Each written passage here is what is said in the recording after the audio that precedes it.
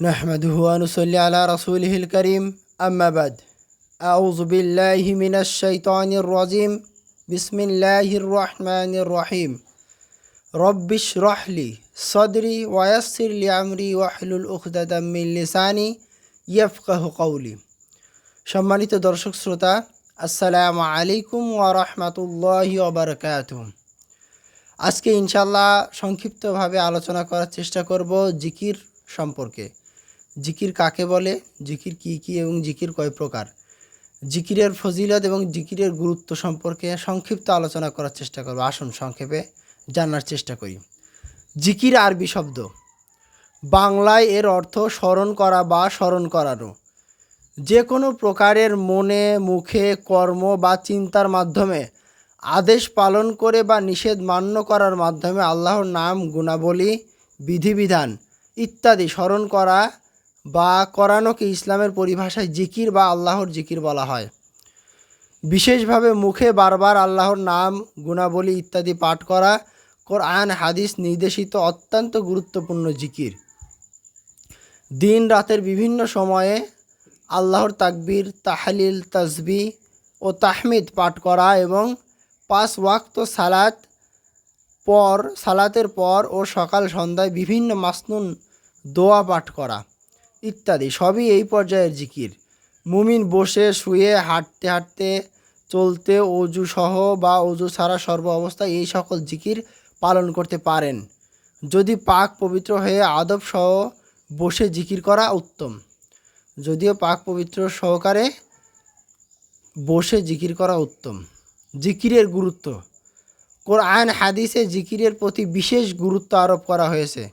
আবদুল্লাহ ইবনে বুসর রাদিয়াল্লাহু তাআলা আনহু বলেন, এক ব্যক্তি বলেন, ইয়া রাসূলুল্লাহ সাল্লাল্লাহু আলাইহি সাল্লাম, ইসলামের বিধানাবলী আমার জন্য বেশি হয়ে গিয়েছে। আমাকে এমন একটি আমল বলে দিন যা আমি দৃঢ়ভাবে আঁকড়ে ধরে থাকব। তিনি বলেন, তোমার জিহ্বা যেন সর্বদা আল্লাহর জিকিরে আর্দ্র থাকে। মুআজ ইবনে জাবাল রাদিয়াল্লাহু তাআলা আনহু বলেন, আল্লাহর আযাব থেকে রক্ষা পাওয়ার জন্য আল্লাহর জিকিরের চেয়ে উত্তম ইবাদত আর কিছুই নেই। জিকিরের ফজিলত, জিকিরের ফজিলত বিষয়ে অসংখ্য হাদিস বর্ণিত হয়েছে। আবু হুরায়রা রাদিয়াল্লাহু তাআলা আনহু থেকে বর্ণিত, রাসূল সাল্লাল্লাহু আলাইহি সাল্লাম বলেন, নিঃসঙ্গ একাকী মানুষেরা এগিয়ে গেল।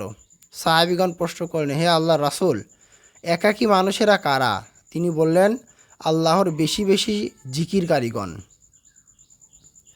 হাদিসটি আছে সহিহ মুসলিম, হাদিস নাম্বার 2676 নম্বর হাদিস, এবং মুসনাদে আহমদ হাদিস নাম্বার 9332 নম্বর হাদিস।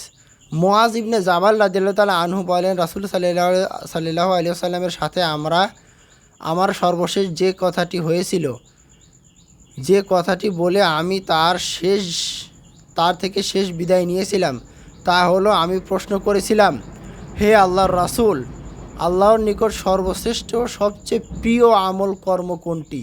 তিনি বলেন, আল্লাহর নিকট সবচেয়ে প্রিয় কর্ম এই যে তুমি যখন মৃত্যুবরণ করবে তখনও তোমার জিহ্বা আল্লাহর জিকিরে আর্দ্র থাকবে। অর্থাৎ সর্বদা মুমিন মুখে আল্লাহর জিকির করবে। এরূপ হলে তার যখন মৃত্যু হবে তখনও তার জবান জিকিরেই ব্যস্ত থাকবে। সুবহানাল্লাহ। আসুন চেষ্টা করি আমরা সর্বাবস্থায় জিকিরে ব্যস্ত থাকার। আল্লাহ রাসূল সাল্লাল্লাহু আলাইহি সাল্লাম বলেছেন যে প্রত্যেক মানুষেরই 24 ঘন্টায় সে জিকিরের মধ্যে থাকতে পারে। যেমন আপনি যদি কোনো কাজের আগে বিসমিল্লাহ বলেন, কোনো কাজের শেষে আলহামদুলিল্লাহ বলেন, ঘুমানোর আগে যে দোয়া পড়ে ঘুমান, এবং সারা রাত ঘুমানোর পরে যে ফজরের নামাজ আদায় করেন জামাতের সহিত, সারা রাত আপনাকে সালাত আদায় করার সওয়াব দেওয়া হবে ইনশাআল্লাহ। আজকের মতো এখানেই শেষ করছি। সুবহানাকা আল্লাহুম্মা ওয়া বিহামদিকা আশহাদু আল্লা ইলাহা ইল্লা আনতা আস্তাগফিরুকা ওয়া আতুবু ইলাইক। আপনারা সকলে আমার জন্য দোয়া করবেন ইনশাআল্লাহ, আমি যেন কোরআন এবং হাদিসের সহিহ ইলম অর্জন করতে পারি এবং তদনুযায়ী আমল করতে পারি। আসসালামু আলাইকুম ওয়া রাহমাতুল্লাহি ওয়া বারাকাতুহু।